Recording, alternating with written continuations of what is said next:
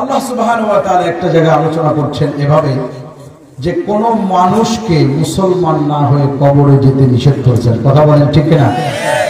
আজকে যিনি আমাদের সামনে কথা বললেন আপনাদের সুপরিচিত, তাকেও মুসলমান না হয়ে কবরে যাওয়া নিষেধ। কথাটা ঠিক কিনা? প্রত্যেকটা মানুষকে যত ব্যস্ত থাকার যত কষ্ট হোক মুমিন এবং মুসলমান হতে হবে। আল্লাহ বলছেন মুমিন মুসলমান না হয়ে মরিও না, কারণ মরার পরে বড় কঠিন। কথা বলেন ঠিক কিনা? এখন আপনারা বুঝে থাকলে আওয়াজ দেন, এই মুসলমান কি খালি আমি বক্তা আর এই ভাইজানের হতে হবে আর বাকি সব লোকজন মুসলমান বাইরে থাকবে নাকি? আওয়াজ দিয়ে বলেন বাইরে থাকবে, আরো যারা বলেন বাইরে থাকবে। সবাইকে মুসলমান হতে হবে। কথা বলেন ঠিক কিনা? মুসলমান হতেই হবে। মুসলমান হওয়া ছাড়া কোনো উপায় নাই। মুসলমান হওয়াই লাগবে। মুসলমান হওয়া ছাড়া কোনো উপায় নাই। কথা বলেন ঠিক কিনা? অতএব মুসলমান হতেই হবে। আর মুসলমান হতে হলে 1 নম্বর ঔষধ গ্রহণ করতে হবে। কয় নম্বর ঔষধ? জোরে বলেন কয় নম্বর? 1 নম্বর ওষুধের নাম জানেন? 1 নম্বর ওষুধ হলো কোরআন। বলেন কি? আপনি যদি মুসলমান হতে চান 1 নম্বর হলো কোরআন আপনাকে গ্রহণ করতে হবে। বিশ্বনবী মুহাম্মদুর রাসূলুল্লাহ সাল্লাল্লাহু আলাইহি ওয়াসাল্লাম আল্লাহর নবী জীবনের শেষ করল, সময় এসে পৌঁছে গেলেন। বিশ্বনবী যখন কোরআনুল কারীমকে হাতে নিয়ে গোটা পৃথিবীর সামনে কোরআনকে উঁচু করে ধরে বললেন, ও দুনিয়াবাসী, ও পৃথিবীবাসী, কোরআনুল কারীম তোমাদের জন্য রেখে যায়, তোমাদের জন্য আমার সুন্নাহ রেখে যায়। তারাকতু ফীকুম আমরাইন লান তাদিল্লু মা তামাসসাকতুম বিহিমা কিতাবাল্লাহ ওয়া সুন্নতি রাসূলুল্লাহ। বিশ্বনবী আমাদের জন্য 2টা জিনিস রেখে গেলেন। 1 নম্বর হলো কোরআন, কিতাব আল্লাহ, আল্লাহর কিতাব। এখানে একটা কোরআন শরীফ থাকার দরকার ছিল। 1 নম্বর হলো আল্লাহর কিতাব, 2 নম্বর হলো রাসূলের তরিকা সুন্নাত। আল্লাহর নবী কোন পীরের বক্তব্য রেখে যায় নাই, আল্লাহর রাসূল কোন ব্যক্তির বক্তব্য রেখে যায় নাই, আল্লাহর নবী কোন ইমামের ইমামতি রেখে যায় নাই, আল্লাহর রাসূল কোন ব্যক্তির ব্যক্তি পূজারি রেখে যায় নাই। কোন ব্যক্তি যদি, কোন পীর যদি, কোন ব্যক্তি যদি, কোন ইমাম যদি আল্লাহর নবীর তরিকা অনুযায়ী কিছু বলে তাহলে সেটা ধরতে হবে। যদি তরিকার বাহিরে কিছু বলে ওটা গ্রহণ করা যাবে না। কথা বলেন ঠিক কিনা? কিন্তু মুসলমান গোটা পৃথিবীতে একটা কঠিনতম রোগ ঢুকে গেছে। সেই রোগটা হলো আমাদের দিল থেকে কোরআন সরায়া দিয়েছে, আমাদের ঘর থেকে কোরআন সরায়া দিয়েছে, আমাদের প্রতিটা কামরায় কামরায় আগে কোরআন পড়া হতো, সেই কোরআন সরায়া দিয়েছে। আল্লাহর কসম, আগে সমাজে দেখা গেছে সমাজের মানুষগুলি কোরআন পড়তো, অনেক নারীরা কোরআন পড়তে পারতো না, তাও পড়ার চেষ্টা করতো। এখন সমাজে ঢুকে দেখবেন লোক বাড়ছে, বাচ্চারা বাড়ছে, যুবক বাড়ছে, যুবতী বাড়ছে, বৃদ্ধরা বৃদ্ধি হয়েছে, কিন্তু কোরআন তেলাওয়াত বাড়ে না। কথা বলেন ঠিক না? আপনাদের আওয়াজ দিতে কষ্ট হবে ভাই, আওয়াজ দেওয়াই লাগবে। আওয়াজ দেবেন না কতদিন? আওয়াজ না দিলে তো বেকায়দার শেষ নাই। কথা বল ঠিক না বেঠিক? আজকে আওয়াজ দেবেন না, এতদিন পর ইসলামের একটা জয় জয়কার সময় এসেছে, যদি এখন আওয়াজ না দাও আর 100 বছরে আওয়াজ দেওয়ার ক্ষমতা হবে না। কথা বল ঠিক কিনা? এই জন্য এখন আওয়াজ দিতে হবে, আওয়াজ দিতে হবে যেন মুনাফিক যে কয়টা আর বাকি আছে এগুলো যেন ভয় পায়। কথা বলেন ঠিক না বেঠিক? এই জন্য আওয়াজ দেওয়াই লাগবে। আওয়াজ দেবেন না, ভয় পাচ্ছেন কিসের এত ভয়? মুসলমান ভাইরা আপনারা ভালো করে বুঝবেন, আওয়াজ না দিলে কিন্তু আরো বড় ভূত এসে কান্দে জমা হবে। কথা কোন ঠিক না বেঠিক? আপনারা কি বুঝলাম না কোন দলের লোক? এখানে কোন দল পাকাই আছেন নাকি? আওয়াজ দেব না আমরা এই দলের লোক। আওয়াজ দেওয়াই লাগবে, দেবেন না মানে কথা বলাই লাগবে। দরকার হয় গরুরে চিনেন আপনারা? খারাপ কথা বলছি না, ভালো কথা। গরুর অনেক সময় জিভ পায়, শাক পায় না, ঘাস টাস ভালো খায় না। আগে দেখলাম এটা করতো, এখন আর করে না। জিব্বাটা টাইমিয়ে ধরে বাঁশের সলটা নিয়ে আসে কিংবা হালকা সুলিতে দাঁড় দিয়ে জিব্বাটা এরকম টেনে টেনে সুন্দর করে ময়লা ফেলাই দিত। এখন আর করে না। বর্তমান ফুলাফান দেখে না, এগুলো বুঝবে না, মুরব্বীরা বুঝে। কথা কোন ঠিক কিনা? ভাইয়ের যদি রক্তে জাম ধরে যায়, যদি আমার আপনার শরীরের মধ্যে ইমানের কোনো খতরা এসে থাকে, আওয়াজ আসতেছে না, দুনিয়ার একটা চা আর এক কাপ চা আর দুটো রুটি খায়া মেম্বার চেয়ারম্যানের পিছনে সারা দিন আওয়াজ দিতেছো, আর আল্লাহর জন্য কোরআনের জন্য তুমি আওয়াজ দিবা না। তোমার ঈমানের খতরা হয়ে গেছে, ভিতরে মুনাফিকি এসে গেছে, ঈমান নষ্ট হয়ে গেছে, ঈমানে ঘা ধরেছে, ঈমানে খতরা হয়েছে, ঈমানের ডায়াবেটিস হয়েছে, ঈমানের ক্যান্সার হয়েছে। এই ঈমানের রোগগুলো দূর করতে হবে। ঈমানের রোগ দূর করতে হলে দিনের মধ্যে সব পরিত্যাগ করে একমাত্র আল্লাহ এবং তার রাসূলের আত্মরিকা আর আওয়াজ দিতে হবে। কথা বলেন ঠিক কিনা? প্রিয় ভাই, একটা তাকবীরের ধ্বনি দিয়ে দেখান তো কেউ আছেন নাকি মাঝখান থেকে একটা তাকবীরের ধ্বনি দেন। কে আছে দেখি একজন মধ্যে মুজাহিদ।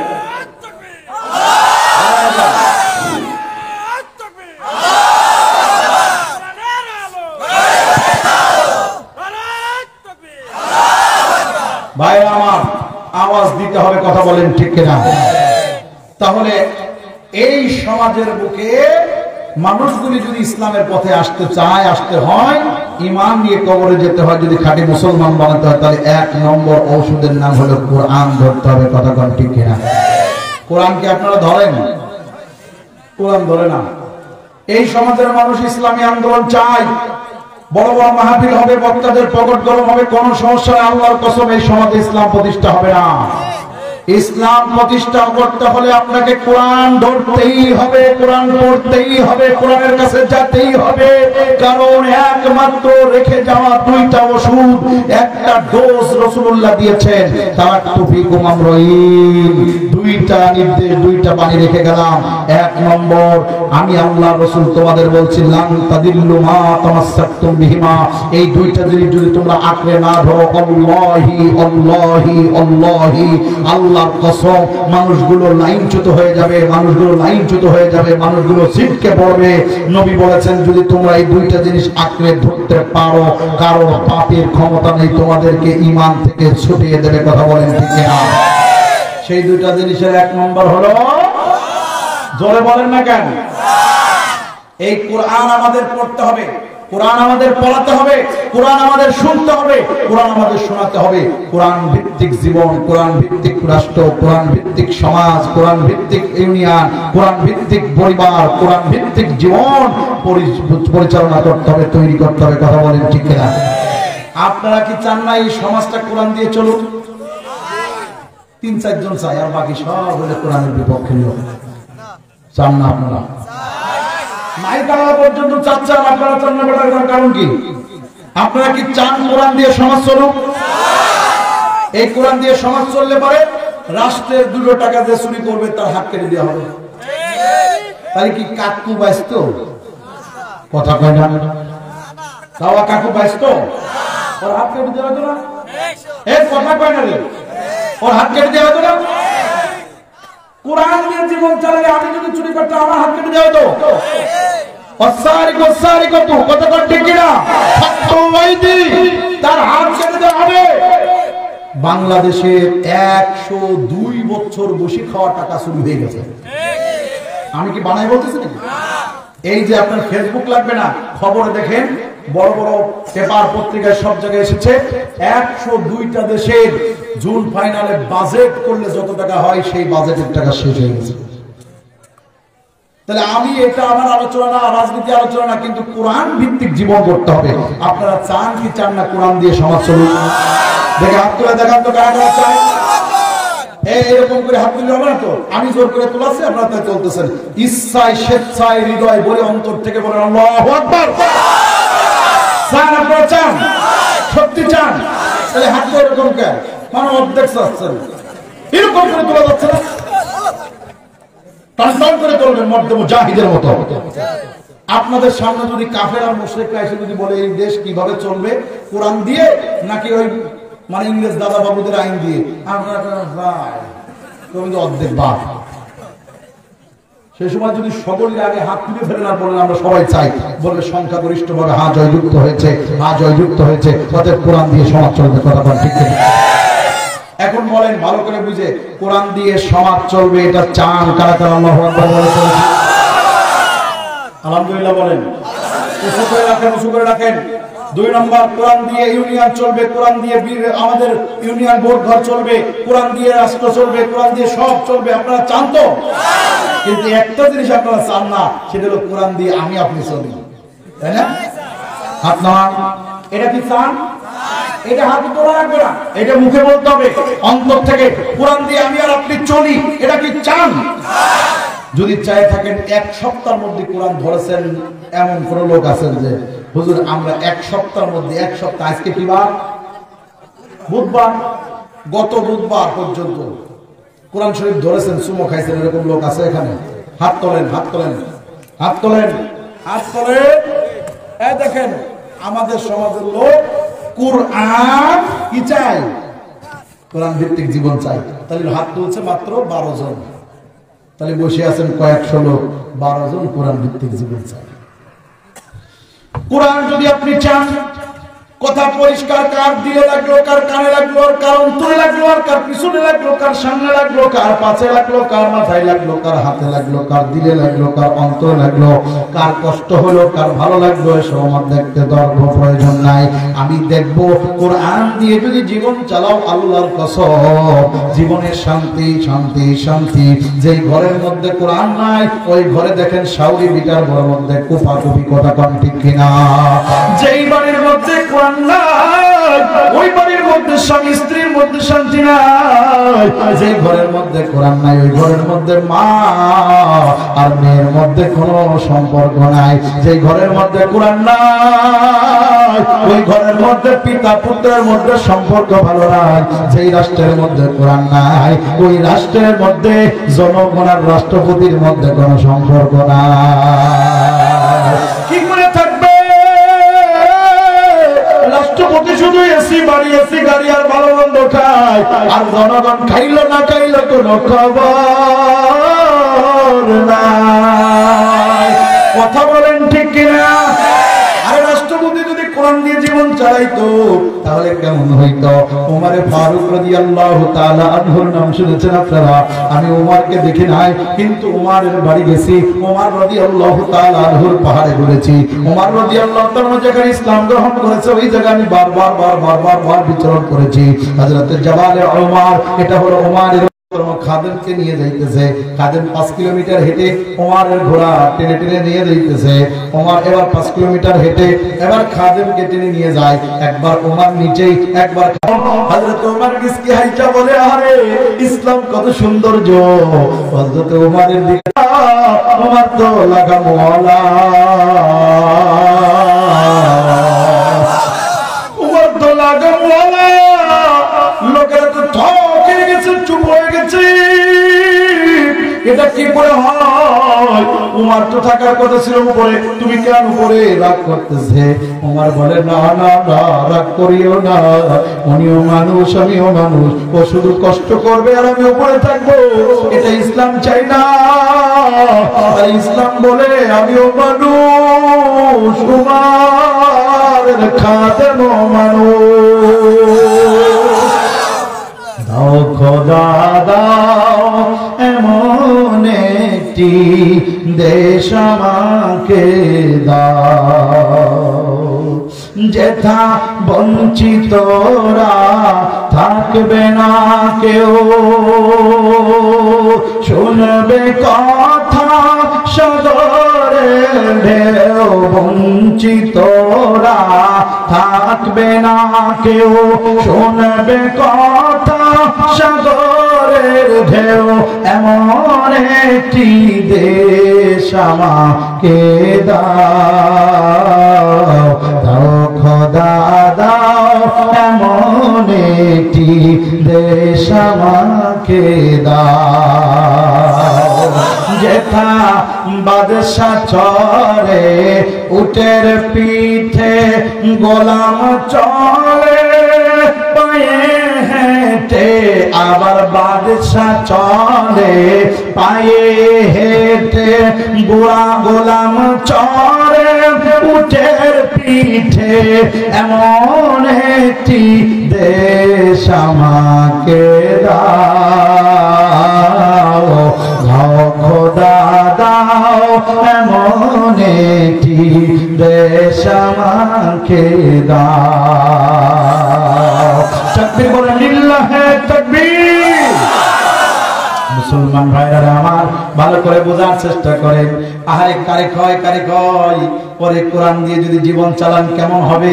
ওমর ফারুক রাদিয়াল্লাহু তাআলা আনহুর স্ত্রী তখন উনি দ্বিতীয় খলিফাতুল মুসলিমিন হযরত ওমর ফারুক রাদিয়াল্লাহু তাআলা এমন একজন মানুষ, তিনি ইয়ামানে সফর করতে গেছেন। ইয়ামানের গভর্নর, মুসলমানদের একজন খলিফা, তাকে ইয়ামানের গভর্নর করা হয়েছে। আল্লাহু আকবার। আব্দুল্লাহ ইবনে জুবায়ের রাদিয়াল্লাহু তাআলা সম্ভবত তখন ইয়ামানের গভর্নর। এই আব্দুল্লাহ ইবনে জুবায়েরের বাড়িতে গিয়ে তিনি থাকবেন। রাষ্ট্রীয় অতিথিরা যারা আছে বর্তমানে তারা হলো জেলায় একটা অতিথিশালা আছে, যার নাম হলো গেস্ট হাউস, রেস্ট হাউস, আর একটা নাম আছে সার্কিট হাউস। আছে এই guest house, rest house, circuit house বিগত দিনে কত চোর কেউ থাকতে দেখা গেছে। কথা কোন ঠিক কিনা? রাষ্ট্রের এই টাকাগুলি যদি ইসলাম ক্ষমতা আসে, এগুলো তাদের কাছ থেকে তুলে নেওয়া হবে। কথা কোন ঠিক কিনা?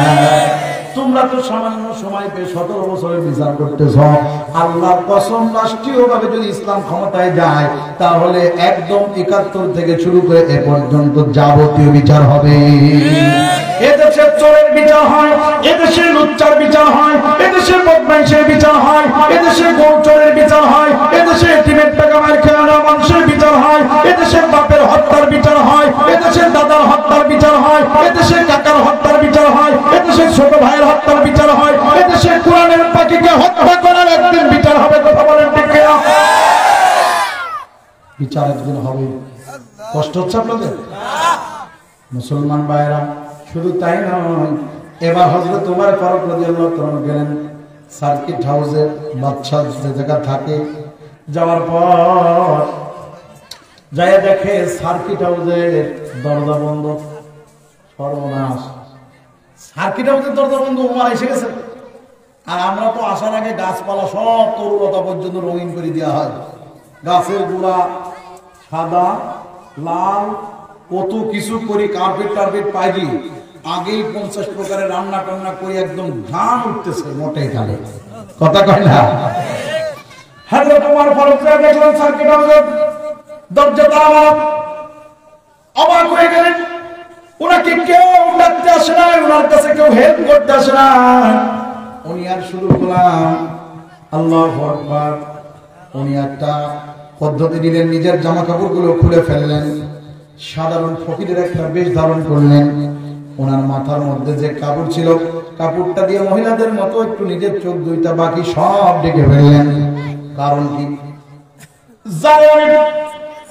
ইসলামী রাষ্ট্র প্রজাতন্ত্রের দায়িত্ব দিয়ে পাঠাইছে, সেই লোকটাকে পালন করতেছে কিনা দায়িত্ব একটু দেখে আছি। এক পর্যায়ে হযরত ওমর ফারুক রাদিয়াল্লাহু তাআলা দেখার উদ্দেশ্যে চুপ করে এক জায়গায় অপেক্ষা করলেন। কিছুক্ষণ পরে, প্রায় 1-2-3 ঘন্টা পর যখন সূর্য অস্ত যায়, এমন সময় একজন লোক আরে ঘোড়ায় চুড়ে লাগাম টানতে টানতে খটখট খটখট করে দৌড়ায় তার হাউজের কাছে আসলো। নিজের মাজার থেকে একটা চাবি নিয়ে সুন্দর করে সার্কিট হাউসের দরজা খুলে ভিতরে প্রবেশ করলো। ভিতরে প্রবেশ করার পর আস্তে করে কি যেন করতেছে, দূর থেকে ওমর তাকায় দেখতেছে। দোস্তরে, এক পর্যায়ে হযরত ওমর তাকায় যা দেখার দরকার দেখে ফেললেন। ভিতরে ঢোকার লোক তার উদ্দেশ্যে ওই দরজার কাছে দাঁড়ায় হযরত ওমর বললেন, আসসালামু আলাইকুম ইয়া আহলাল বাইত। ও বাদশা নামদার, আপনি কি আছেন নাকি? আমি দূর থেকে এসেছি, আমার একটু অতিথিশালায় জায়গা দেওয়া যায় কিনা? বাদশা নামদার বললেন, আহলাল বাইতকে সালাম দেওয়া আছে। সালামের জবাব দিয়ে বললেন, আসেন ভিতরে আসেন ভিতরে ঢুকতে দিলেন। বাইরে একটু বসতে দিলেন। বসতে দেওয়ার পর বাদশা নামদার তাকায় দেখে ওমর বাদশা নামদার একটা ছোট্ট থলির মধ্যে থেকে 3-4টা শুকনা রুটি বের কইরা একটা পাত্রের মধ্যে পানি দিয়া পানির মধ্যে ভেজাইল। ভেজানোর পর দোস্তরের সাদা রুটি আর নরম গরম রুটি খাইতে বড় মজা, কিন্তু রুটি যদি চিমড়ে হয় শুকায় যায়, দাঁতেও সেটারে সুন্দর করে খাইতে পারে না, জিহ্বায় কষ্ট পায়। বাচ্চা তাকায় দেখতেছে ওমার বাচ্চা করে কি, রুটি যখন একটু পানির মধ্যে ফুলে গেল, রুটিটারে পানি সেকাইয়া আস্তে আস্তে করে একটু লবণ ছিটা দিয়া খায়, আর বলে বাচ্চা ডাক দিয়া বলে, ওগো অতিথি, খাবার তেমন নাই, আল্লাহর পক্ষ থেকে দায়িত্ব এসেছে, আমি দেশের দায়িত্ব পালন করি, যা আছে আছো দুই ভাই ভাগ করে খায়। হযরত উমর ডাক দিয়ে বলে, অতিথি কি তুমি একটু ভালো খাবার তো দিতে পারো? বলে, না, এটা খাবো কি, যা আছে তাই খায়। অতিথি ভাই, আপনি খাবেন আমি খাবো, আসেন দুইজনে খাই, মাত্র দুইটা রুটি আছে, ভাগাভাগি করে খাই। বলে, একটা দুইটা তিনটা পাঁচটাতেও তো আমার হবে না। বলে, হোক আর না হোক বিসমিল্লাহ বলে খান, বরকত দেওয়ার মালিককে। অতিথি কেউ না, খলিফাতুল মুসলিমিন আমিরুল মুমিনিন হযরত ওমর ডাক দিয়ে বলতেছে, ও কলিজার টুকরা বাদশা নামদার, আপনি কার হুকুমে এই দেশে আইছেন? বলে, আমি আল্লাহর হুকুমে আইছি, তবে আমারে পাঠাইছে হযরত ওমর। বলে, ওমরের সাথে কতদিন দেখা হয় না? ডাক দিয়ে বলে, আজকে থেকে প্রায় 1-2 বছর হয়ে গেল, 1.5 বছর হলো দেখা হয় না। বলে, ওমর কি একটু খোঁজ নেয় না যে আপনি এরকম কষ্ট জীবন যাপন করতেছেন?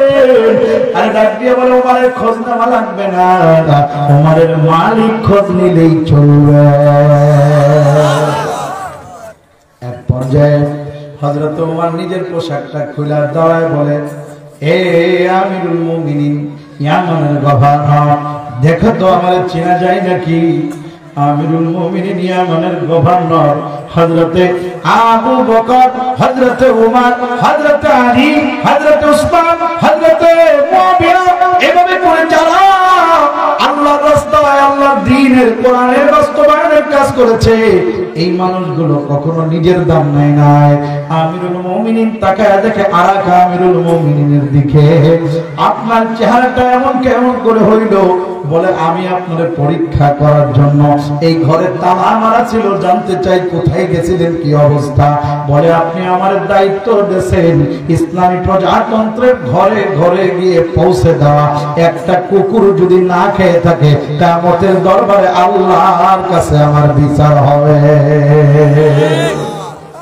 ইসলামের কোরআন যদি আপনি বাস্তবায়ন করেন, আল্লাহর কসম, প্রত্যেক বিধবার কাছে খাদ্য পৌঁছে যাবে, প্রত্যেক এতিমের কাছে খাদ্য পৌঁছে যাবে, প্রত্যেক লোকের কাছে খাদ্য পৌঁছে যাবে। কেউ খাবে কেউ খাবে না, তা হবে না, তা হবে না। কথা বলেন ঠিক না? সকল ধনীর কাছ থেকে রাষ্ট্র আদায় করবে যাকাত, ইসলাম যাকাত ভিত্তিক সমাজ গড়ে তুলবে। সুবহানাল্লাহ। একটা মানুষ না খেয়ে থাকবে না। বিশ্বাস করেন, এই গ্রামের 10 জন লোক কর দেয় না সরকার, অথচ যাকাত ব্যবস্থা আজকে চালু করে, কালকে আমি হাকিমপুরেও যাকাত দেওয়া লাগবে। কতক্ষণ ঠিক কিনা? এত টাকা কামাই করতেছো, মাহফিল থেকে যাকাত দিব না? আন্দাজে কথা কয়টা মাহফিল করছো, কোন কোন মাহফিল করছো, নম্বর সহ দাও, কমিটির কাছ থেকে জিজ্ঞাসা করবো, হুজুর কত পাইছে, রাস্তায় যাতায়াত কত, গাড়িতে খরচ হয়েছে, আপনার ফ্যামিলি চলতে কত খরচ হয়েছে, সব খরচ করে 1 বছর পর কয় টাকা আপনার বাই দামি দাঁড়াইছে, এর টাকা দিয়ে কথা ঠিক কিনা? শুধু নিয়ে যাবা, ঢাকায় 25 তলা বাড়ি করবা, এত সহজ নাকি? কথা পাইনার ভাই, এত সহজ? যাকাত ভিত্তিক রাষ্ট্র হলে আমিও জবাবদিহিতার আওতায়, যাকাত ভিত্তিক রাষ্ট্র নয়, আমারও জবাব নাই। কথা ঠিক কিনা? কোরআন ভিত্তিক রাষ্ট্র গড়ার দরকার আছে না নাই? এই কথা বললে অনেকেই আজকাল বুঝতেছে, কথা বললে পরে মানে যশ পাচ্ছে না। অনেকেই ভাবতেছে, হুজুর কোনে যাচ্ছে, কোন লাইনে নিচ্ছে, কি যেন বলতে যাচ্ছে। আল্লাহর কসম, খালি ঘটনা বলার নাম ওয়াজ মাহফিল না। কোরআনে হাজার হাজার দিক রয়েছে যেগুলো মহাসত্য। আল্লাহ নিজে বলছে এটা আলোচনা করবা, এটা আলোচনা করবা। ওইগুলো যদি আপনারা আলোচনা না করেন আর না শোনেন, আল্লাহর কসম আমার জিভটা আগে কাটবে, তারপর আপনাদের কানের উপরে চাটি মারবে। বলবে যে হুজুরির দিয়ে কেন বলিস নি, বলাস নাই, আর তোরা কেন শুনিস নি? শুধু তেল মারা 2 সাইডে ঘটনা কবে লোকেরা ওরে বাবা হাকিমপুরে আজকে ফাটাই দিয়ে গেছে মনে হয়। এর নাম কি ওয়াজ নাকি? কথা বল না। তাহলে আল্লাহ তাআলা বলছেন ইয়া আইয়ুহাল্লাযীনা আমানুত্তাকুল্লাহ, হে ঈমানদাররা নিশ্চয় আল্লাহকে ভয় করো। হাক্কা তুকাতিহি, ভয়টা করবেন কতক্ষণ? 1 ঘন্টা। মাহফিল শুনবেন 1 ঘন্টা, ভয় করবেন 1 ঘন্টা, এরপরে যা খুশি তাই করবেন, তাই নাকি? ভয় করবো কতক্ষণ? হাক্কা তুকাতিহি, যতক্ষণ পর্যন্ত না হক প্রতিষ্ঠা হয়। হক প্রতিষ্ঠা কখন হবে? যখন আমাদের চোখ বন্ধ হয়ে যাবে, অর্থাৎ মহাসত্য হলো মৃত্যু। কথা বলেন ঠিক কিনা? যতক্ষণ না মৃত্যু হয় ততক্ষণ আমাদেরকে আল্লাহকে ভয় করতে থাকবে। আল্লাহকে ভয় করার অর্থ হলো কোনো অজনের ফাঁকি দেওয়া যাবে না। আল্লাহকে ভয় করার অর্থ হলো পিতা পুত্র দুইজনের মাঝে পুত্র ঝিটকি মেরে কথা বলা যাবে না। মার সাথে মেয়ে কখনোই খারাপ আচরণ করা যাবে না। বৌমার সাথে বৌমার সাথে কখনোই শাশুড়ি খারাপ ব্যবহার করবেন না। শাশুড়ির সাথেও বৌমা ঝিটকি মেরে কথা বলা যাবে না। এই হক প্রতিষ্ঠা করা মানে আল্লাহকে ভয় করার অর্থ হলো ঘরে দরজা দিয়েও গুনাহ করা যাবে না, দরজা খুলেও করা যাবে না, মোবাইল ফোনও করা যাবে না, আর একা থাকলেও করা যাবে না, মানুষের মধ্যে থাকলেও করা যাবে না। হক প্রতিষ্ঠা করা আর আল্লাহকে ভয় করার অর্থ হলো আযান দিছে নামাজ পড়তে হবে, নামাজ বাদ দেওয়া যাবে না।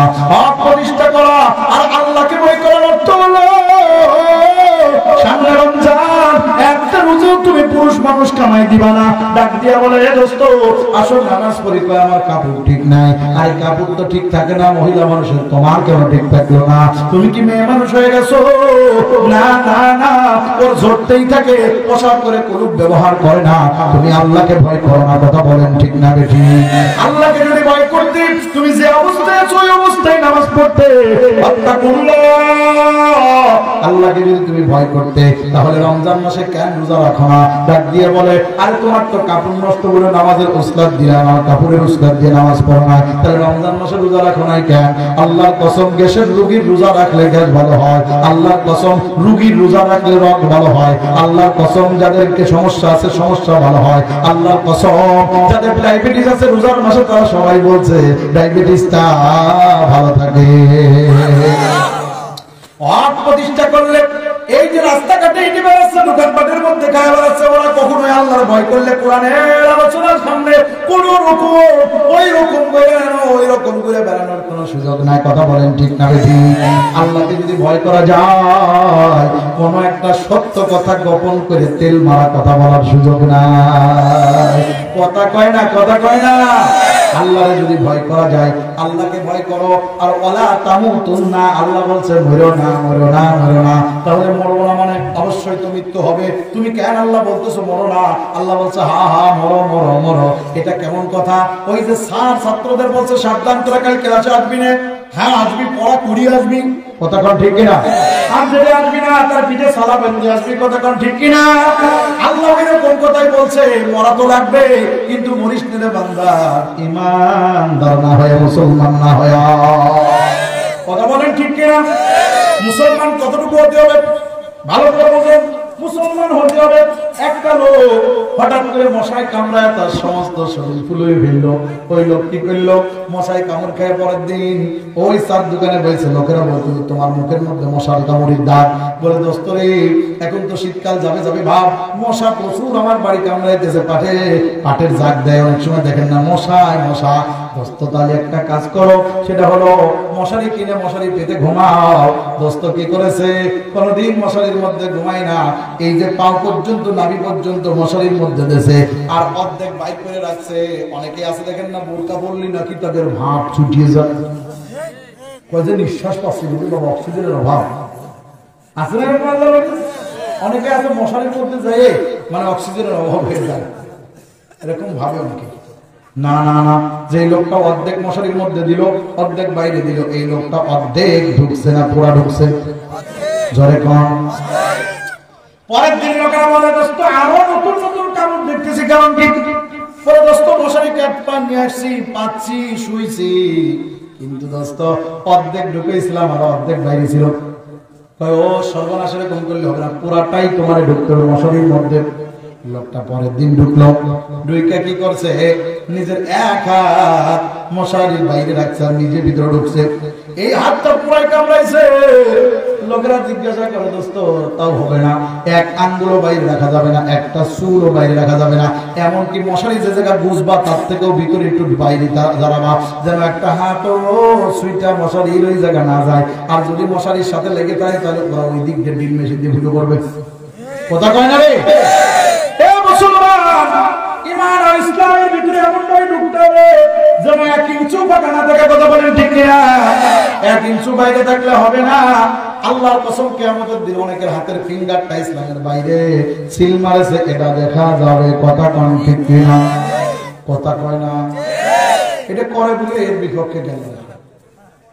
আপনি ভাবছেন কি মশারির মধ্যে যেমন ঢুকতে হয়, এর চেয়ে হাজার হাজার গুণ বেশি বলছি, সেটা হলো আল্লাহর দ্বীনের মধ্যে আপনাকে পূর্ণাঙ্গ ঢুকতে হবে। দিলের দিক থেকে ঢুকতে হবে, ঈমানের দিক থেকে ঢুকতে হবে, কোরআনের দিক থেকে ঢুকতে হবে, চোখের দিক থেকে ঢুকতে হবে, অঙ্গ প্রত্যঙ্গের দিক থেকে ঢুকতে হবে। আপনার কলব ঢোকে নাই, আপনি ঢুকছেন, আপনি মুনাফিক। কলব ঢোকে নাই, আপনি ঢুকছেন, আপনি মুনাফিক। ইসলাম কত বড় চিন্তা ভাবনা করে কথা কাছে দেখছেন। একজন মশারির মধ্যে ঢুকছে কিন্তু তার অন্তরটা বাইরে হবে না। আল্লাহ বলছে তোর অন্তর ঢুকতে হবে, তুই নিজেও ঢুকতে হবে। কথা কোন ঠিক কিনা? ইসলামের মধ্যে পূর্ণাঙ্গ ঢুকতে হবে। পূর্ণাঙ্গ যদি ঢোকা যায় তাহলে আপনি হবেন একজন মুমিন, একজন মুসলমান। সুবহানাল্লাহ। তাহলে পূর্ণাঙ্গ ইসলামে কেমনে ঢোকে দেখেন, কষ্ট পায় না ভাই? আব্দুল্লাহ বিন সালাম রাদিয়াল্লাহু তাআলার নাম শুনেছেন? আমি এই যে এই মাসের 8 তারিখ, আজকে কয় তারিখ? 29 তারিখ। এই মাসের 8 তারিখে আব্দুল্লাহ বিন সালাম রাদিয়াল্লাহু তাআলার বাড়ির পাশ দিয়ে হেঁটে যাচ্ছিলাম। আব্দুল্লাহ বিন সালাম রাদিয়াল্লাহু তাআলা যে গোত্রের লোক, সেটা হলো সালাম গোত্র। এই বনু সালামার পাশ দিয়ে কুবা মসজিদে যাচ্ছি, হঠাৎ করে বনু সালামার কথা মনে পড়ে গেল, ওহো এইটা না আব্দুল্লাহ বিন সালাম রাদিয়াল্লাহু তাআলার গোত্র।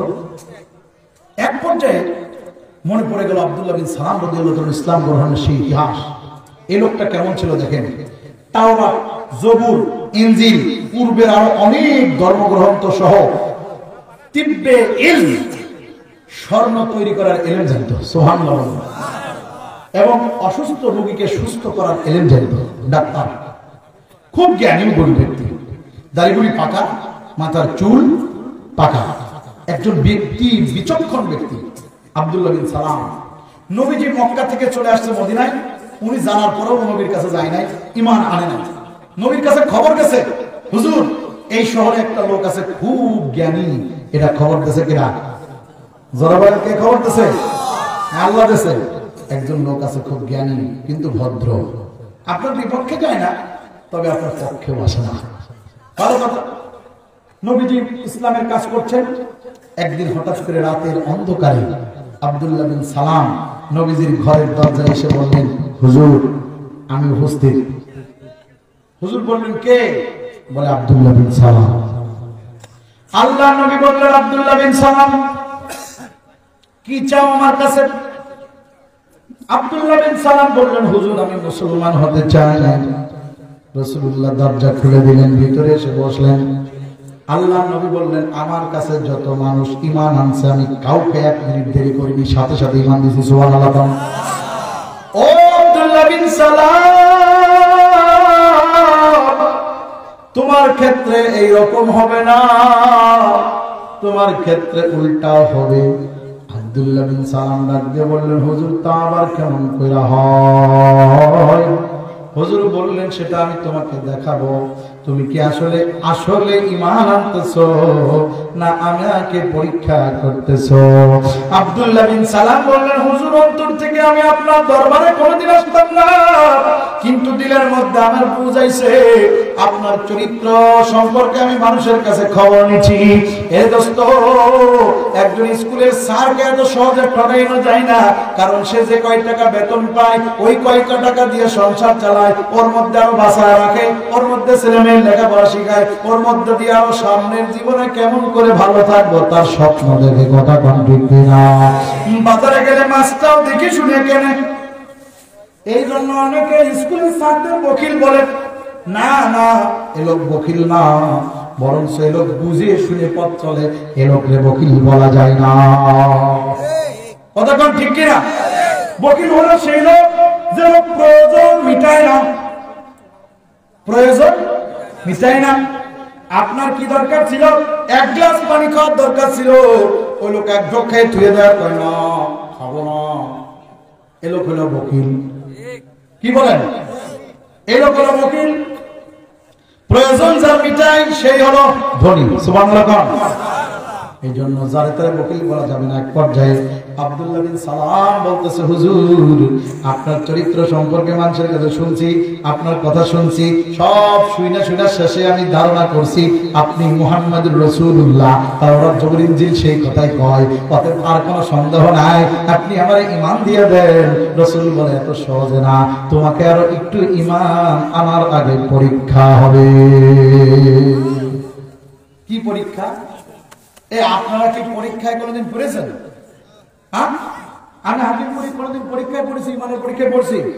কি আর ইসলামের কথা বলা? পরীক্ষায় আসলে তো হাজার হাজার মানুষ ফেল হয়ে যাবে। ইসলাম ইমান আনতে গেলে 1 নম্বরে পরীক্ষা দিতে হবে। এটা 100 দেওয়াই লাগবে। 2-1 বাঁচতে পারে পরীক্ষা থেকে, বাকি সকলকে পরীক্ষায় আসতে হবে। নবীদেরকে পরীক্ষা দেওয়া লেগেছে, করাত দিয়ে ফেরে ফেরে পাও দিয়ে করাত 2 খণ্ডিত করে ফেলেছে, এমন পরীক্ষা দেওয়া লেগেছে। একদম তাজা আগুনের মধ্যে ইব্রাহিম নবীকে ফেলে দেওয়া হয়েছে, একদম তাজা মাছের পেটে হযরত ইউনূস নবীকে চলে যাওয়া লেগেছে, হযরত জাকারিয়া আলাইহিস সালামকে করাত দিয়ে ফেলে দেওয়া লেগেছে। শুধু তাই না, আদম নবী থেকে শুরু করে মুহাম্মদ সাল্লাল্লাহু আলাইহি ওয়াসাল্লাম পর্যন্ত কোন নবী নাই যে পরীক্ষায় পড়ে নাই, এবং নবীর উম্মতরা পরীক্ষায় পড়েছে। মুসা আলাইহিস সালামকে তার উম্মতকে নিয়ে সাগর পাড়ি দেওয়ার পরীক্ষায় ফেলা হয়েছিল। শুধু তাই নয়, হিটে মাটি ছেড়ে দিয়ে হিজরতের পরীক্ষা তো সবার জন্যই ছিল। কথা বলেন ঠিক না ঠিক? আপনি আর আমি কয়টা পরীক্ষায় পড়েছি? একটুখানি মশায় কামড় মারলে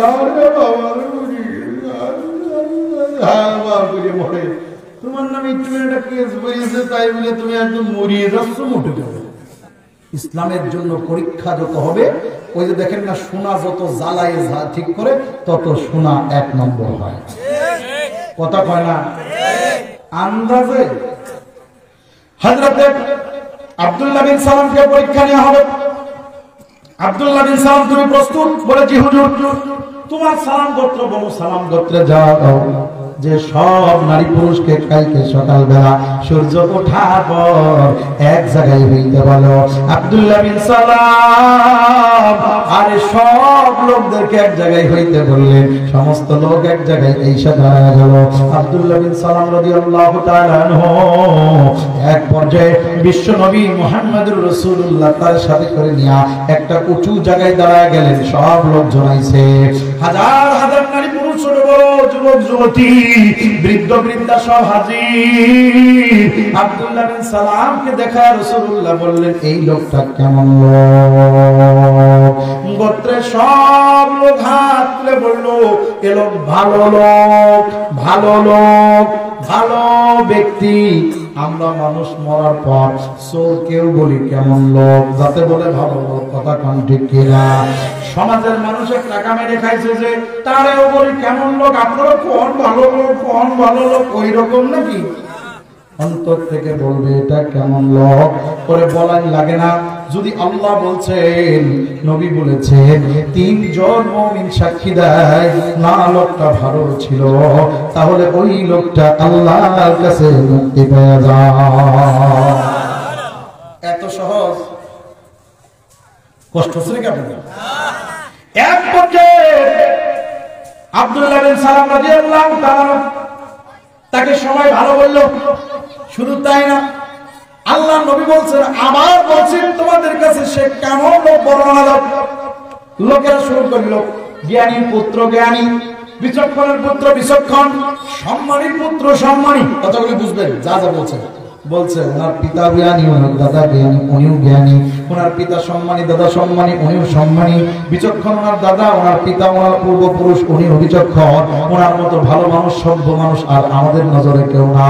আর নবীর সামনে বলতেছে, নবীর প্রশংসা করে নাই, কিন্তু ওনার প্রশংসা করছে ওনার গোত্রের মানুষ। বলতেছে, আব্দুল্লাহ বিন সালামকে আমরা এত ভালোবাসি। আব্দুল্লাহ বিন সালাম যদি আমাদের বলে এখানে দাঁড়ায় থাকতে, আমরা রাতের পর রাত যাবে, দিনের পর দিন যাবে, রাত আসবে, দিন যাবে, দিন আসবে, রাত যাবে, এইভাবে করে আসবে আর আসবে, তবু আমরা দাঁড়ায় থাকবো যতক্ষণ না আমাদেরকে এখান থেকে যাইতে বলবে। আমরা তার এত মানা মানি, আমরা এখানেই দাঁড়ায় থাকবো। আব্দুল্লাহ বিন সালাম খুব খুশি খুশি হইলেন, কারণ তার গোত্রের লোকেরা নবীর সামনে তার প্রশংসা করলো। আল্লাহর নবী একদম সাথে সাথে দাঁড়ায় বললেন, তাহলে এবার বলো, এই লোকটা যদি পড়ে লা ইলাহা ইল্লাল্লাহ, এই লোকটা যদি বলে লা ইলাহা ইল্লাল্লাহ, তাহলে কেমন লোক?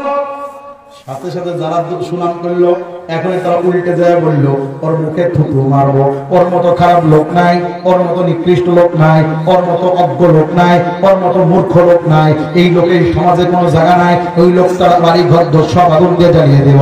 এখনই সবাই চলো।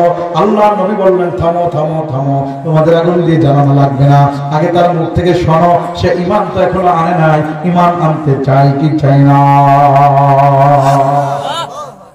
লোকেরা ডাক দিয়ে বললো, তোমার দুইটা কদম ধরে আব্দুল্লাহ বিন সালাম আমাদের এতিম করে দিয়ে তুমি ঈমান আনিও না। আব্দুল্লাহ বিন সালাম ডাক দিয়ে বললেন, অসম্ভব, এই তাওরাতের কসম, এই জবুরের কসম, ইনজিলের কসম, আল্লাহর নবীর উপরে নাজিল হওয়া কোরআনের কসম, আমার জান যে সৃষ্টি করেছে ওই আল্লাহর কসম, আমার রাসূলুল্লাহ দাঁড়াইয়া আমি তাকে বুঝে শুনে একদম কারোর প্ররোচনায় না, কারোর চাপে পড়ে না, স্বেচ্ছায় আমি ঈমান আনতেছি তোমাদেরকে সাক্ষী রেখা। কারণ আমার কবরে তোমরা কেউ যাবে না, আমার হাসরে তোমাদের কারো খুঁজে পাওয়া যাবে না, আমার মিজানে দাঁড়িপাল্লায় আমার আমলনামা ওজন দেওয়া হবে, আমাকে বলছে টাকায় পার হইতে হবে। আমি বুঝে শুনে বলতেছি, তোমরা আমারে ভালোবাসো আর বন্ধবাসো, এতে কোনো দুঃখ নাই। এই সমাজের মানুষ আমাকে কি বললো, আমি আব্দুল্লাহ বিন সালাম দেখবো না, আমি এখনই ঈমান আনবো, আমি তোমাদেরই সাক্ষী রেখে ঈমান আনলাম, পড়ে নিলাম লা ইলাহা ইল্লাল্লাহু মুহাম্মাদুর রাসূলুল্লাহ। চিল্লাবেন আল্লাহু আকবার। আপনারা কি এই লা ইলাহা ইল্লাল্লাহ কোন জালেম বাদশার সামনে দাঁড়িয়ে বলতে পারবেন? তিনজন, চারজন, পাঁচজন বলছেন, ইনশাআল্লাহ একজন বলছেন, বাকি জন কেনা কেনা পারবেন? দেখে হাত তুলেন তো ভাই। কথা আর কাজ কিন্তু একসাথে বলতে হবে, একসাথে হবে, পারবেন? এই জায়গা যেমন বলছেন একদম জোর জোর ইনশাআল্লাহ পারবেন, পারবেন। অনেকে হাত তুলতেছে না ভয়তে, যদি জালেম বাদশা এসে আমার সামনে দাঁড়ায়, জালেম বেটা কিনা সামান্য সাওয়াল ফলের খেলার ছোটে বাঁচতে পারলে না, জালেমের গোষ্ঠী মারি ভাবনা, জালেমে কবে আসবেনি সেদিন হাত তুলব না, সেই ভয়তে হাত তুলতেছে না। এত সুন্দর ঘটনা শোনালাম, আব্দুল্লাহ বিন সালাম পুরো সমাজের লোক একদিক, সে একদিক, পুরো সমাজের লোক একদিক, সে একদিক, পুরো দেশের লোক একদিক, সে একদিক, এক জামানার শেষ জামানার প্রথম ভাগে অবাক করা সেই দৃশ্য, একদিকে এক মর্দ মুমিন আর অন্যদিকে সারা বিশ্ব। কথা বলেন ঠিক কিনা? এটা আমার সব আলাদা হয়ে যাক। আমি ঈমানের কথা মসজিদে বলবো, মন্দিরে বলবো, ঈদগাহে বলবো, আমি ঈমানের কথা এই মাহফিলে বলবো, আমি ঈমানের কথা রাস্তায় বলবো, আমি ঈমানের কথা বাজারে বলবো, আমি ঈমানের কথা সংসদে বলবো, আমি ঈমানের কথা ইউনিয়ন পরিষদে বলবো, আমি ঈমানের কথা জেলা পরিষদে বলবো, উপজেলা পরিষদে বলবো, আমি ঈমানের কথা আমার ঘরে বলবো, আমার প্রত্যেকটা কামরায় কামরায় বলবো, আমি ঈমানের কথা আল্লাহর জমিনের প্রতিটা পরতে পরতে পরতে পরতে বলবোই বলবো।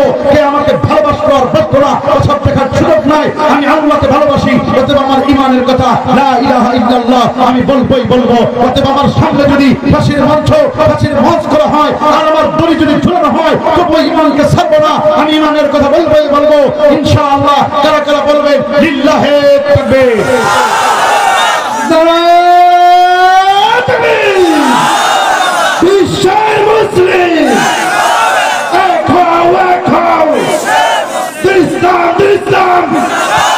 আমার নেতা, তোমার নেতা,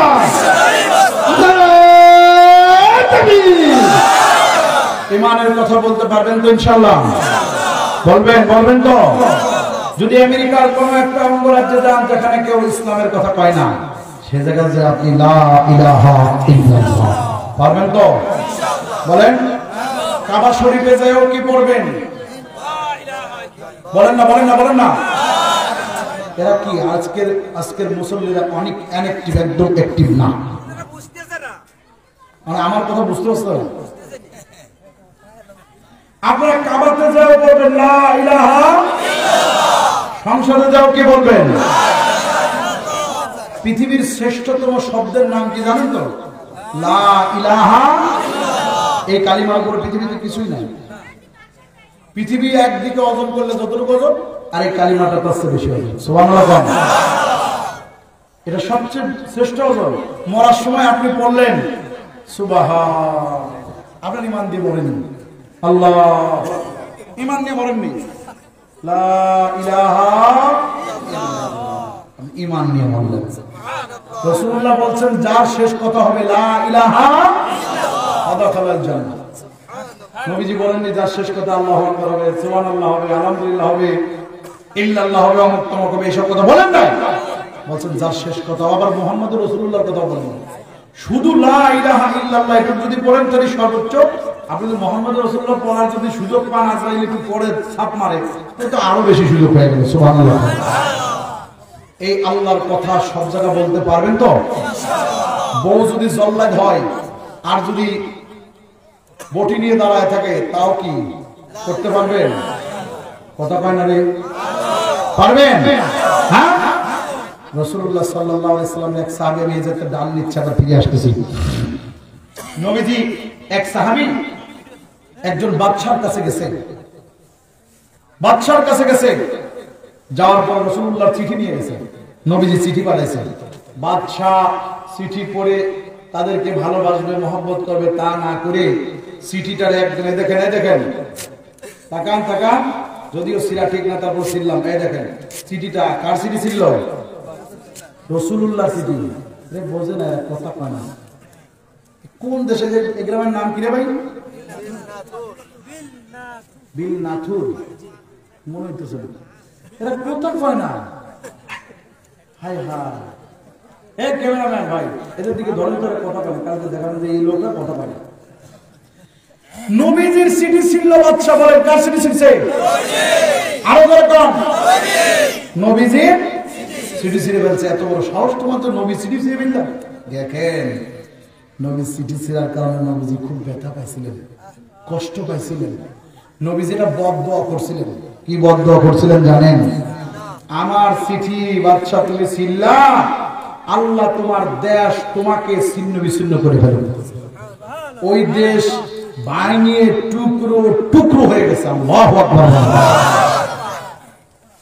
আজকে আমাদের আশপাশে কিছু বড় আপারা আছে না, 7 স্টার 5 স্টাররা আছে না, ওরা খুব 7 সিস্টাররা আছে, ওরা খুব ভাব মারে।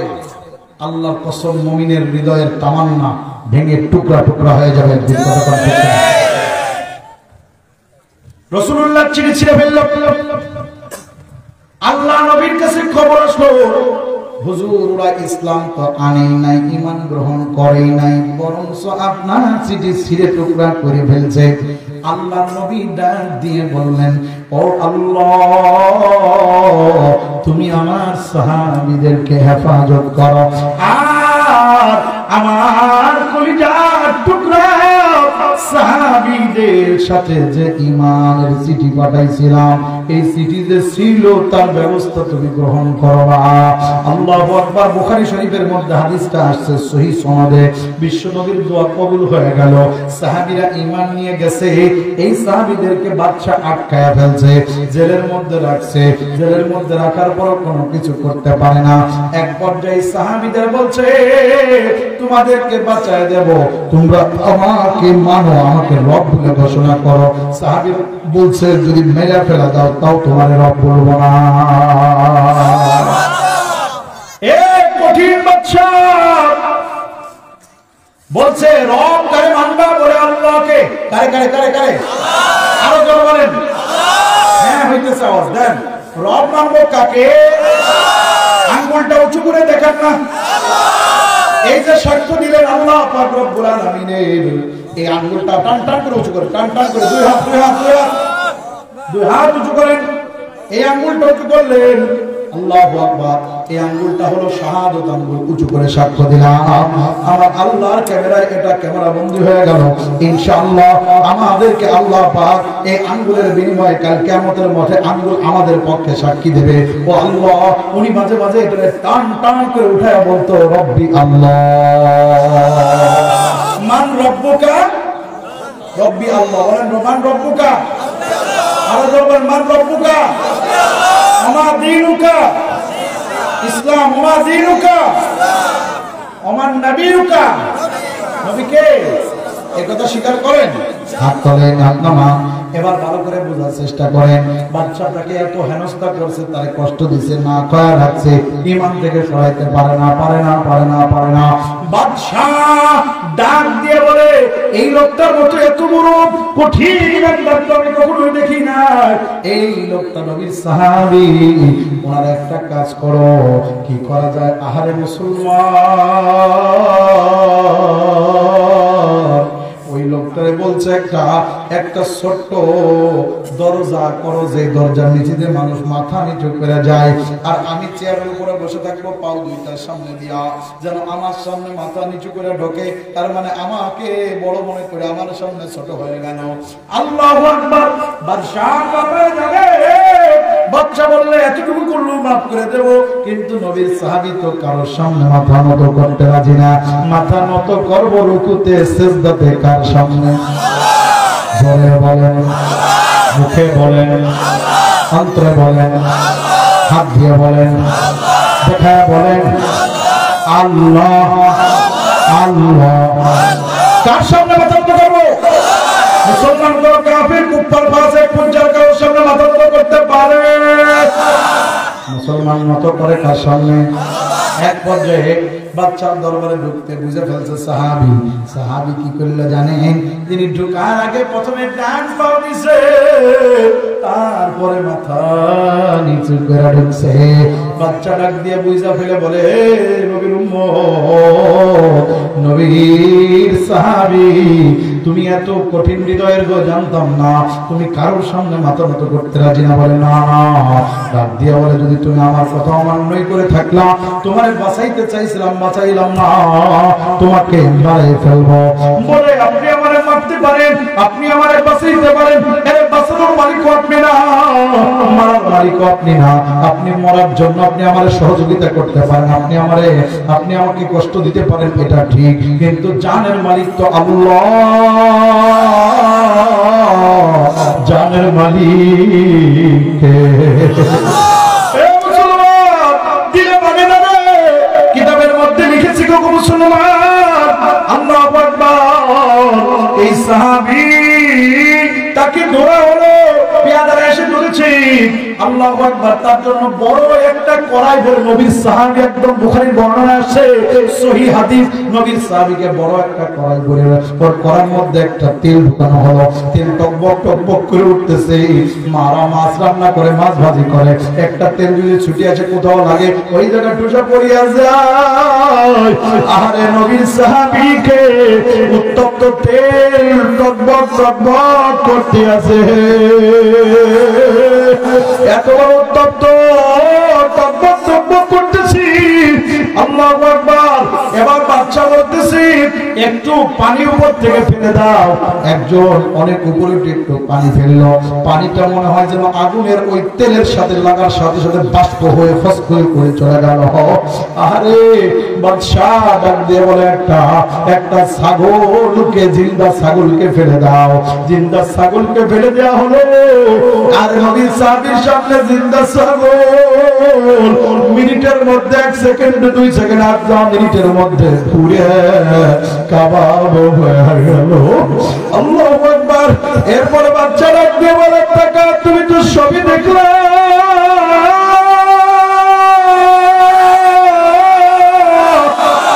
এরপরে কি তুমি ঈমান ছাড়বে না? আমার সামনে মাথা নত করবে না?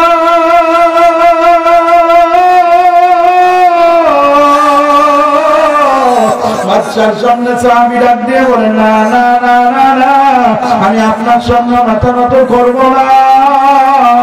আল্লাহ আল্লাহ আল্লাহু আকবার।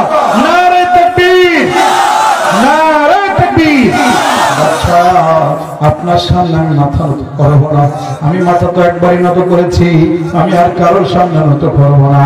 বলে তোমার কি উত্তপ্ত তেল দেখেও ভয় লাগে না? বলে আমি তো উত্তপ্ত তেলের ভয় করি না, যেদিন ঈমান এনেছি সেদিন তো নিজের সব বিসর্জন দিয়ে দিছি। বলে ভালো মন্দ সব কিছু আল্লাহর পক্ষ থেকে আসছে, আমার নবীর মুখে শুনছি। বলে ইউনূস নবী ওরে মাছের পেটে পড়ছে তবুও ঈমান ছাড়ে নাই, আর ইব্রাহিম নবী উত্তপ্ত আগুনের মধ্যে পড়ছে তবুও ঈমান ছাড়ে নাই। আল্লাহু আকবার বলেন, আল্লাহু আকবার। আরে বিশাল তরঙ্গ রাশি মানে ঢেউয়ের মধ্যে হযরতে নূহ নবী পড়ছে তবু ঈমান ছাড়ে নাই। আল্লাহু আকবার, আল্লাহু আকবার। আমাদের পূর্বের উত্তরসূরিরা, আমরা তাদের পূর্বসূরি, তারা তো এরকমই ছিল। তাদের পরীক্ষা থেকে আমরা শিখে ফেলছি। আপনি যদি চান আমাদের ফেলতে পারেন, আর যা চাইলে যা ইচ্ছা তাই ঘরে।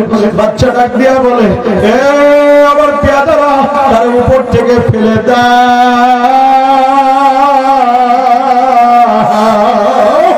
আল্লাহ কথা তাই উপর থেকে সাহাবীকে ফেলে দেওয়া হলো। আল্লাহু আকবার। এ মুসলমান, ইতিহাস সাক্ষী, এক পর্যায়ে যখন সাহাবীরা তেলের মধ্যে ফেলছে, আল্লাহু আকবার, উনি পুড়ে মরে যায় না, তেলের মধ্যে সাঁতার কাটতেছে। নারে তাকবীর। জবান খুলে বলেন, জবান খুলে বলেন। একটা লোক যদি না বলে মনে করবো এই সময় মুনাফিকের আলামত তার মধ্যে আছে। আল্লাহর নবীর সাহাবীরা ইসলামের জন্য, ঈমানের জন্য উত্তপ্ত তেলের মধ্যে পড়িয়াও আল্লাহু আকবার ঈমান ছেড়ে দেয় নাই। লিল্লাহি তাকবীর, লিল্লাহি তাকবীর। জবান খুলে আল্লাহকে বলেন আল্লাহু আকবার। তেলের মধ্যে সাঁতার কাটতেছে, বাচ্চা অবাক হয়ে গেছে, কি ব্যাপার? উত্তপ্ত তেলের মধ্যে পড়ার পরে ওই লোক সালাম মানে শান্তিতে আছে, কেমন করে সম্ভব? বাচ্চা ডাক দিয়া বলে তাহলে মুহাম্মদ সে আবার কেমন ঈমানওয়ালা? হে মুসলমান, এক পর্যায়ে আল্লাহর নবীর সামনে দাঁড়ায় আব্দুল্লাহ বিন সালাম থেকে এখানে ইসলাম আবার ফিরিয়ে আনলেন। আব্দুল্লাহ বিন সালাম রাদিয়াল্লাহু আনহু ঈমান আনলেন। তার সব পরিবারের লোক, তার সমস্ত গোত্রের লোকরা মুখ ফিরিয়ে নিয়ে চলে গেল। রাসূলুল্লাহ সাল্লাল্লাহু আলাইহি সাল্লাম এই ঘটনাটা বলার শেষে আছে ঈমান আনতে হবে, মুসলমান হতে হবে পূর্ণাঙ্গ। যখন ঠিক কিনা? এক পর্যায়ে আব্দুল্লাহ বিন সালাম রাদিয়াল্লাহু আনহু মুসলমান হয়ে গেলেন। আল্লাহু আকবার বলেন। এই আব্দুল্লাহ বিন সালাম রাদিয়াল্লাহু আনহু ঈমান আনছেন, ঈমান আইনা নবীর দরবারে যাওয়া আসা করতেছেন। কি ঘটনা?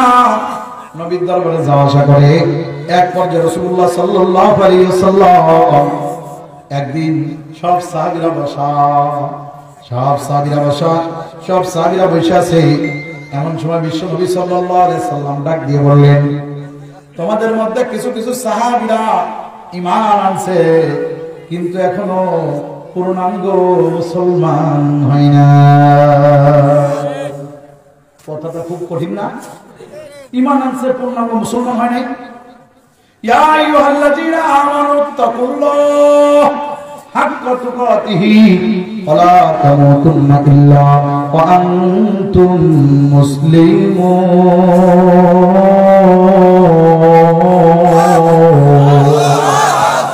বিশ্বাস করেন ওই সাহাবারা নামাজ কি ফেল করতো? এটা এই জায়গার লোক বললে এদিকে লোক কয় না। কারণ কি? আমি কোন মাহফিলে মাইক আলাদা, জোরটা বন্ধ করে দে, মাইক বন্ধ করে দে, ওয়াজ বন্ধ, কথা কয় না এরা। আরে ভাই, নামাজ বাদ দিলে পারে ও কি মুসলমান থাকে নাকি? নিজের বিপক্ষে হলেও বলতে হবে, কথা বলেন ঠিক কিনা? চুরি করছেন এক গুনাহ, অস্বীকার করতেছেন আর এক গুনাহ। চুরি করার পর স্বীকার করে ভাই চুরি করে ফেলছে, তাহলে তো আপনি অস্বীকার করার গুনাহ থেকে বাঁচলেন। কথা বলেন না? ওই সাহাবীরা নামাজ পড়তেন না মনে হয় না, রোজা রাখতেন না, মিথ্যা কথা বলতেন, ওজনে কম দিতেন, স্ত্রীর সাথে খারাপ ব্যবহার করতেন, মা বাবারে মার দিতেন। তাহলে কোন কারণে তাদেরকে এই কথা বলা হলো যে হুজুর সাল্লাল্লাহু আলাইহি ওয়াসাল্লাম বলছেন তোমাদের মধ্যে কিছু সাহাবী আছে তারা পূর্ণাঙ্গ ঈমান আনছে কিন্তু ইসলামের মধ্যে ঢুকে নাই। ঘটনা উল্টে গেল। কি উল্টে গেছে দেখেন? আল্লাহর নবী যখন বললেন তোমাদের মধ্যে কেউ কেউ ইসলামের মধ্যে পূর্ণ ঢোকে নাই, তখন একজন আরেকজনের দিকে তাকাচ্ছে। আমি যদি বলি এই জায়গায় একটা ছেলে আছে, তার চোখটা হলো সোনা দিয়ে তৈরি করা, ওই ছেলেটার চোখটা একটা নষ্ট ছিল, তাই ওদের স্বর্ণের চোখ, মাঝখানে কালো, এই জিনিসটা হলো শুধু একটা আলাদা জিনিস, বাকি সোনা দিয়ে চোখটা বাঁধাই করা। আপনারা এখনই তাকায় দেখবেন তার চোখ সোনা দিয়ে বাঁধাই করা, কথা কম ঠিক কিনা? কিংবা আমি যদি বলি একজন একটা চশমা চুরি দিয়ে আসছে, চশমা, কিংবা একটা ঘড়ি, সোনার ঘড়ি, চকচকে ঘড়ি, কথা কম ঠিক কিনা? বলবেন যে হুজুর আপনারটা কি সোনার? না না, এ মাত্র 10 রিয়ালের ঘড়ি ভাই, বেশি টাকা না, সৌদিতে কিনা অল্প টাকা, বাংলাদেশি 350 টাকা। মজার ব্যাপার এটা বলার উদ্দেশ্য না, একটা ভালো কথা বললে মানুষ এদিক ওদিক চাইয়ে দেখে কি দেখে না। আমি যদি বলি এই মজলিসে একটা লোক আসছে, ওই লোকটা এমন এক লোক, তার হাতে হাত দিয়ে মুসাফা করলে আল্লাহু আকবার, আপনি যা চাবেন আল্লাহ আপনারে তাই দিবে।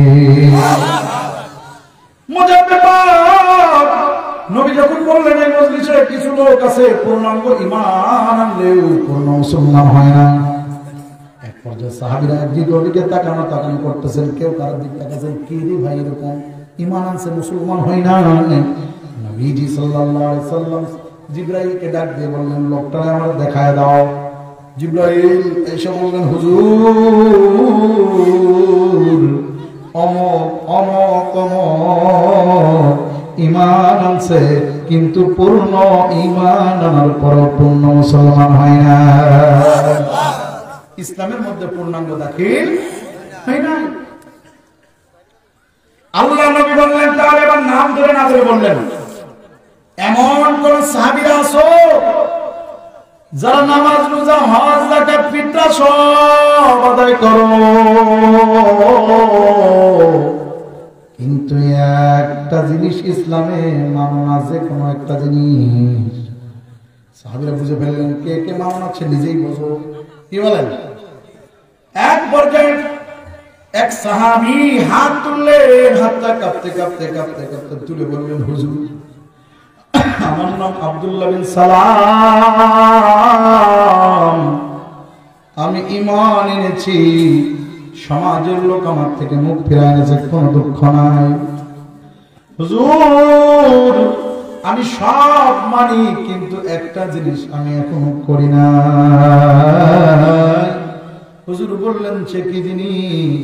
বললেন, হুজুর আমি তাওরাতে পড়েছি, জবুরে পড়েছি, ইনজিলে পড়েছি, যত গোশত আছে প্রাণীর, হালাল প্রাণী, তার মধ্যে উটের গোশত হলো এত পরিমাণ হিট, মানুষ খাইলে শরীরের মধ্যে পাওয়ার বৃদ্ধি হয়।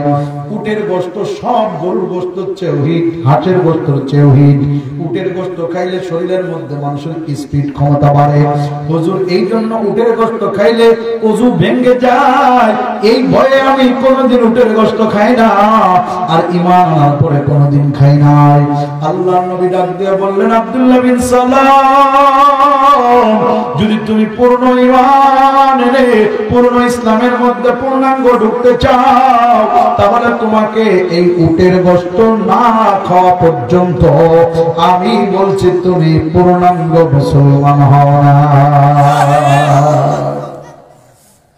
হযরত আব্দুল্লাহ বিন সালাম দৌড় মারছে, মজলিস থেকে দৌড় দিছে। সাহাবীরা তাকায় দেখে কি হচ্ছে।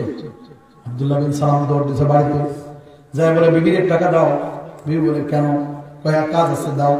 টাকা নিয়ে দৌড় দিছে বাজারে, যায় বলে এ বাজারওয়ালা উটের গোশত কে বসো? আমি, আমার দাও 2 কেজি। নিয়ে আসছে কিছু উটের গোশত কিনা, বাড়ি আইনে স্ত্রীরা বলে তাড়াতাড়ি মশলাপাতি রেডি কর, রান্না কর। স্ত্রী বলে কোনদিন আপনি এই বাড়িতে গরুর গোশত ঢুকান না, খাসি ছাড়া খান না, আপনি গরু কিনলেন, তার মানে কি হয়েছে? ভাই আমার নবী বলছে হালাল মনে করলে হবে না, ওই হালালটারে খেয়ে কাজে পরিণত করে দেখাইতে হবে। আব্দুল্লাহ বিন সালাম উটের গোশত রান্না হইল, উটের গোশত খাইয়া হাঁটতে হাঁটতে রাসূলের দরবারে 2 চোখের পানি ছেড়ে দিয়ে যায়। শুনতে যাচ্ছে, হুজুর এবার কি আমি পূর্ণ মুসলমান হইতে পারছি নাকি? ও দুনিয়ার মুসলমান, আমি মাহফুজ আপনাদের কারোর ছেলের বয়সী, কারোর বাবা, কারোর ভাতিজার বয়সী, কারোর বন্ধুর বয়সী, অকলিজার শত্রুরা বাজানরা, আমি কারোর সহপাঠীর মতো গো, আমিও পূর্ণাঙ্গ মুসলমান হইতে পারছি কিনা জানি না, আপনারা পূর্ণাঙ্গ মুসলমান হইতে পারছেন কিনা জানি না।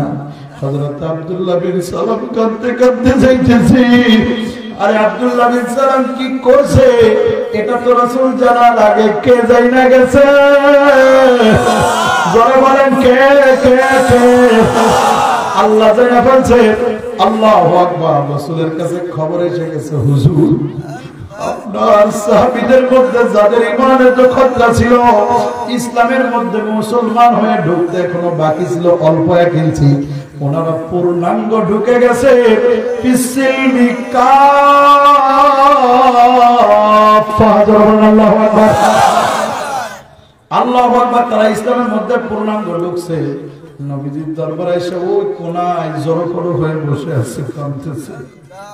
নবী ডাক দিয়ে বলতেছে, তোমাদের ঈমানের হাকিকত আমি দেখে এতটাই খুশি যে তোমরা যাদের ঈমান এনে ইসলামের মধ্যে একটু ঢুকতে বাকি ছিল, তারা এখন অনেক ভিতরে ইসলামের মধ্যে প্রবেশ করেছে। সবাই চলে গেল। আব্দুল্লাহ বিন সালাম মুরব্বী মানুষ, দাড়িগুলি পেকে গেছে, আস্তে আস্তে করে হেঁটে হেঁটে রাসূলের কাছে আসতেছে। আল্লাহর হাবিবের কাছে আইসা বিশ্বনবী সরদার দো আলম তার কাছে বিড়ালের মতো, বিড়াল যেমন পাশে বসে বলতেছে, হুজুর একটু খবর নিয়ে কি বলা যায়? আসমানওয়ালার কাছে কি একটু খবর নেওয়া যায় যে আমার নামটা কি পূর্ণাঙ্গ ইসলামে ঢুকছে না এখনো বাইরে আছে? আল্লাহর নবী বললেন, আব্দুল্লাহ বিন সালাম তুমি ভয় পায় না, তোমার চোখের পানিতে প্রমাণ দেয়, তোমার আমলে প্রমাণ দেয় তুমি এখনো ইসলামের মধ্যে পূর্ণ দাখিল হইয়া গেছ। এ বিল্লাতুল এলাকার ও যুবকের দল, ও যুবতীর দল, ও কলিজার টুকরা বাজানের দল, আমি আপনাদের পাও ধরে আমি আপনাদের ছোট মানুষ দুটো কথা বলেছি, কষ্ট পায় না রে বাবা। এ বাজারের দল, আল্লাহর কসম আপনি শুধু তাবলীগ করবেন, জিহাদ করবেন না, আপনি ইসলামের মধ্যে পূর্ণ যান নাই। আপনি শুধু জিহাদই করলেন, দাওয়াত দিলেন না, আপনি ইসলামের মধ্যে পূর্ণ যান নাই। আপনি শুধু দাওয়াত দিয়ে গেলেন আর তালিম দিলেন, মাদ্রাসায় পড়ালেন, আল্লাহর রাস্তায় জিহাদের কাজ করলেন না, আপনি এখনো আল্লাহর কসম ইসলামের মধ্যে দাখিল হন না। আপনি শুধু তাজকিয়ার কাজই করে গেলেন, আল্লাহু আকবার, দ্বীন ইসলামের পূর্ণ হাকিকত আপনি এখনো পালন করলেন না। আমিও যদি ওইটার মধ্যেই থাকি, আমিও ইসলামের মধ্যে পূর্ণ দাখিল হই নাই। এই জন্য বলি, আজকের বয়ানের সার অংশ, প্রধান মেহমান আসবে, তার আগেই আমি আপনাদেরকে এতটুকু বুঝাইতে সক্ষম ইনশাআল্লাহ, ইসলামের মধ্যে পূর্ণ দাখিল না হয়ে কবরে যাওয়া নিষেধ। কথা বলেন ঠিক কিনা? জোরে বলেন ঠিক কিনা? ইসলামের মধ্যে পূর্ণ দাখিল না হয়ে কবরে যাওয়া কি আল্লাহ নিষেধ করেন নাই? করেন নাই? কোরআনের আয়াত, এটা কি সহি গায়ে সহি বলা লাগবে? হাসান মওযু মাতলু বলা লাগবে? এর মধ্যে গায়ে সহি সহির কথা চিন্তা করে তার ঈমান চলে গেছে আগে। এটা কোনো সহি গায়ে সহি নাই, এটা কোরআনের আয়াত, কোনো টেনশন করা যাবে না, লা রাইবা ফি, কোনো ভয় পাওয়া যাবে না। আল্লাহর কসম, আল্লাহ বলেন, ইয়া আইয়ুহাল্লাযীনা আমানু তাকুল্লাহ, হে ঈমানদাররা আল্লাহরে ভয় করো, হাক্কা তুকাতিহি, ওই পর্যন্ত ভয় করার মতো করবা যে ওয়ালা তামুতুন্না, যতক্ষণ না মৃত্যুবরণ করো না, ওয়ালা তামুতুন্না ইল্লা ওয়া আনতুম মুসলিমুন, মৃত্যু যতক্ষণ প্রতিষ্ঠিত না হয়, তোমাদের কাছে না আসে, ততক্ষণ পর্যন্ত তোমরা আল্লাহকে ভয় করতে থাকো আর মরো না। কথা কোন ঠিক কিনা? মরতে নিষেধ করছে, এখন বুঝছেন যদি মরতে যাও তো নিষেধই করছে, আমি ভয়ও করবো না, মরবো না, তাই নাকি? বলেন তাই নাকি? এরকম হবে? আপনি ভয় করেন আর না করেন, মৃত্যু আপনার দ্বারে দাঁড়ায় রয়েছে। জোরে কয় না? আরো জোরে বলেন না? এই যে ভয় করে না তার মৃত্যু হয় না, যে ভয় করে তার মৃত্যু হয় না। তাহলে পার্থক্য কি? পার্থক্য আছে, কিছু না মানে পার্থক্য আছে। যে ভয় করে তারও পার্থক্য আছে, যে করে না তার পার্থক্য আছে। তার পার্থক্যটা হলো আল্লাহ রাসূল বলেছেন রাউযাতুম মিন রিয়াজিল জান্নাহ, কারোর কারোর কবর হবে রিয়াজুল জান্নাহ। জোরে কয় না? কারোর কারোর কবর হবে জান্নাত, আর কারোর কারোর কবরের ভিতরে জুলমতের কুরুল। মনে করেন বোঝেন নাই মনে হয়। কারোর কারোর কবর হবে জান্নাতের ফুলের বাগিচা, কারোর কারোর কবর হবে 99টা বড় বড় সাপ এসে কবরের মধ্যে অপেক্ষায় থাকবে। ইসলামী আন্দোলনে বাধা দিসলি আয় তোর আজকে কুপাইন হবে, কতক্ষণ ঠিক না বেঠিক? আন্দাজে না বাজান। একটা বর্ণনা আসছে কবরের মধ্যে একজন নেককার লোক ঢুকছে, ঢোকার পরে একজন লোক এসে একটা তসবির দানা নিয়ে এসে বলতেছে, না হেঁটে যাচ্ছে, ওই কবরওয়ালা বলতেছে দোস্ত তোমার হাতের তসবির দানা তো খুবই মজার, খুব সুন্দর, খুব সোনার মতো টিকটিক করতে দেখি। যখনই হাতের মধ্যে দিবে আল্লাহু আকবার, তসবির দানাটা ছিঁড়ে পড়ে যাবে, কবরের মধ্যে ছিটিয়ে যাবে। তখন ওই লোকটা বলবে যার তসবিহ, হায় হায় কি করলা তুমি, আমার তসবিহটাকে ছিঁড়ে ফেললা, আমার হাতে থাকাকালীন তো তসবিহ ছেড়ে নাই, তোমার হাতে গেল আর তসবিহটা ছিঁড়ে গেল। কবরওয়ালা তখন বলবে দোস্ত লজ্জা দিও না, আমি তোমার তসবিহটা গেঁথে দিতেছি। বলবে তুমি একা গাঁথতে পারো না, আসো দুইজন মিলে গাঁথি। গাঁথতে গাঁথতে যেদিন শেষ গিরাটা মারবে আল্লাহু আকবার, সেদিন সিংহায় ফু দিয়ে ফেলবে আল্লাহু আকবার। তখন দোস্ত দোস্তরে বলবে আরে সিংহায় ফু দিয়ে দিল, এতদিন তো শুনছি কবরে লক্ষ লক্ষ বছর থাকতে হবে। বলে দোস্ত তসবির দানা গাঁথতে গাঁথতে তোমার লক্ষ বছর কেটে গেছে, তুমি টেরই পাও না। আওয়াজটাও বেরোয় না, সুবহানাল্লাহ, বসে আছে।